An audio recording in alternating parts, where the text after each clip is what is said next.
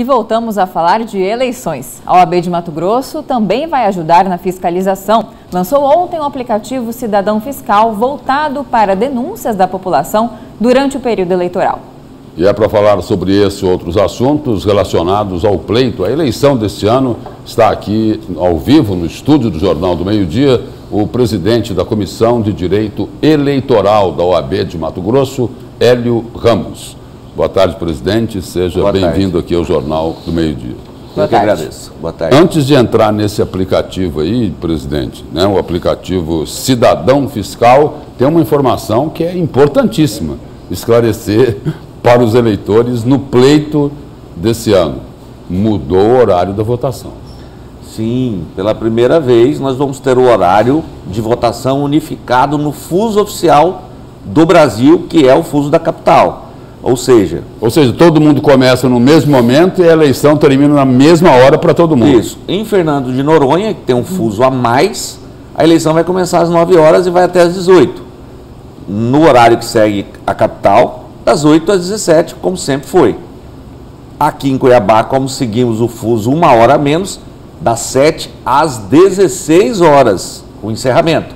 No Acre, das 6 às 15 horas. Vai começar bem mais cedo lá. Bem mais cedo. Qual é o propósito dessa mudança aí na avaliação do senhor?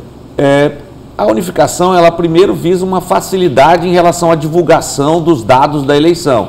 Porque você precisava esperar que todo o país acabasse a votação para o TSE divulgar os dados. Mas quando chegava, por exemplo, a votação do Acre, já faziam 2 horas que a votação apurada da região sudeste, que é a mais populosa, já tinha chegado no TSE. E aí tinha aquele diz-que-me diz-que.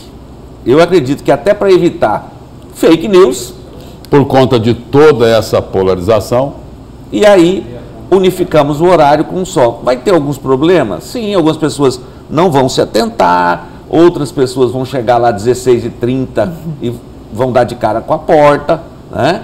Porque as pessoas têm que se informar. Então, o papel da imprensa nesse momento, e aqui até agradecer a vocês, é de esclarecer e levar essa informação para a população. Todos nós temos que fazer isso. Perfeito. Presidente, foi noticiado, né, em toda a imprensa, enfim, uma decisão do TSE da proibição de uso do aparelho celular na cabine de votação. E aí gerou uma certa polêmica, as pessoas questionando por que eu não posso levar meu celular, qual a previsão legal do impedimento do cidadão na hora de votar levar o celular. E o mesário pode aí confiscar o celular, a pessoa vai ser levada para a delegacia, como que funciona isso?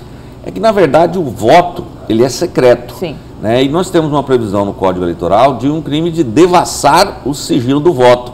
Né? Existe até uma discussão se seria ou não crime, se for não recepcionado pela Constituição, mas o certo é, o voto é secreto. E já tinha, só complementando o questionamento da Camila, já tinha essa previsão na legislação eleitoral, não tinha, presidente? Sim, o Código Eleitoral de 1965. Não, o que foi decidido agora foi reforçar a proibição da utilização, é isso? É que, na verdade, a contemporaneidade, hoje você sai sem roupa, mas você não sai sem celular. Então, em 1965 não havia celular, não há essa previsão. Existe aí uma situação que, para evitar dissabores, para evitar aquela coisa, de novo, de discussão dentro da sessão de votação, qual o problema de você deixar o celular em cima da mesa, você estar de olho nele, entrar, ficar ali 15 segundos, 8 segundos, 10 segundos, sei lá o tempo que você vai gastar, e ir lá e pegar o seu aparelho celular. Você não vai morrer se você ficar 10 segundos longe do aparelho celular. Mas a previsão legal existe, então? Em relação ao sigilo do voto, por ser crime eleitoral? Sim. Não. Existe um crime, mas existe uma discussão em relação a isso. Existe uma discussão. O que a Justiça Eleitoral quer? Disciplinar para evitar tumultos no dia da eleição. Pode ser ilícito penal se o eleitor quiser dar um drible no mesário. Levar, por exemplo, um celular escondido. E tirar fora. Aí é ilícito penal. Inclusive tem pessoas... eleitoral. Inclusive tem eleitores respondendo crime por ter tirado foto da votação, levou o celular lá dentro e divulgou na rede social. Presidente, esse aplicativo aqui lançado pela OAB, o Cidadão Fiscal, o que é que o eleitor pode fazer com esse aplicativo? A primeira coisa tem que se entender que a função e a tradição da Ordem dos Advogados é de garantir o processo democrático de forma limpa, né? E essa é a história da OAB. Desde os anos 2000, a Ordem tem aí um efetivo trabalho no combate à corrupção eleitoral.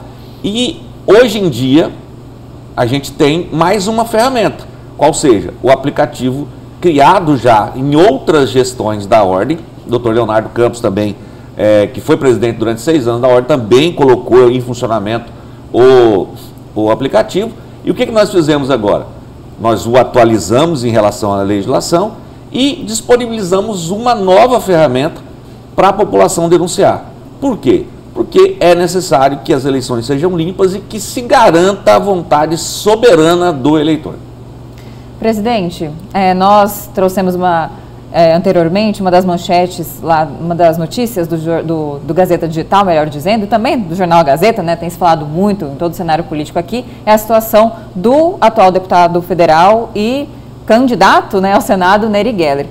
Como interpretar para o eleitor que está ali em casa, de uma maneira fácil, essa situação? Ele vai poder votar, mas ele foi cassado pelo TSE por unanimidade, no entanto, ele pode prosseguir com a campanha de acordo com uma decisão da Justiça Eleitoral daqui. Explica melhor essa situação para a gente. E na sentença lá, só complementando, também teve a declaração de que ele ficou inelegível por 8 anos, a partir de 2018.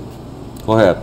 A primeira coisa, assim, não se trata de uma decisão daqui, se trata do juiz, ou da juíza, no caso, cumprindo o que está na lei. O artigo 16A da Lei 9.504 garante a qualquer... Essa decisão que nós falamos aqui foi por unanimidade lá do TSE. Do TSE. Né? Que cassou o mandato e declarou a inelegibilidade. Isso, em relação ao mandato de 2018. E a juíza aqui liberou a campanha.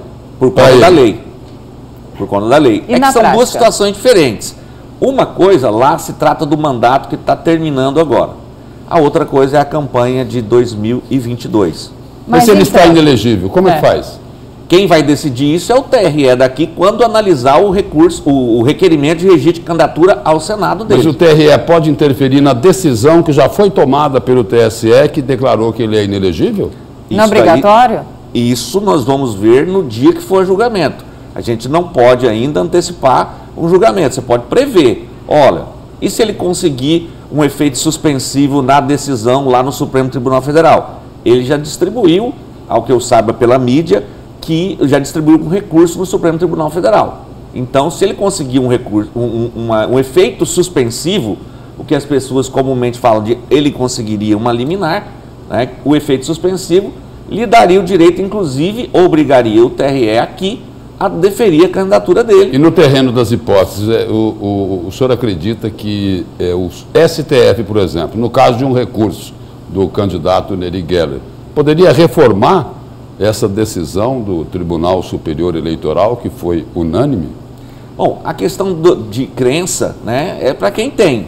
Nós, do meio jurídico, trabalhamos com hipóteses positivas e negativas. O que nós temos? O Supremo tem força para reformar a decisão do TSE? Sim, é o único órgão que tem força para reformar uma decisão do TSE. Né? Agora, se vai ou não, aí é uma situação... Mas é usual isso, pelo menos? É provável. É usual? Já houveram casos positivos, sim. Quando é unanimidade? Teríamos que analisar a jurisprudência. Sim. E eu não tenho aqui, mas é possível, sim. Presidente, obrigado, então, pela presença e pelas informações aqui no Jornal do Meio Dia. Eu que agradeço. Obrigada. Estamos à disposição.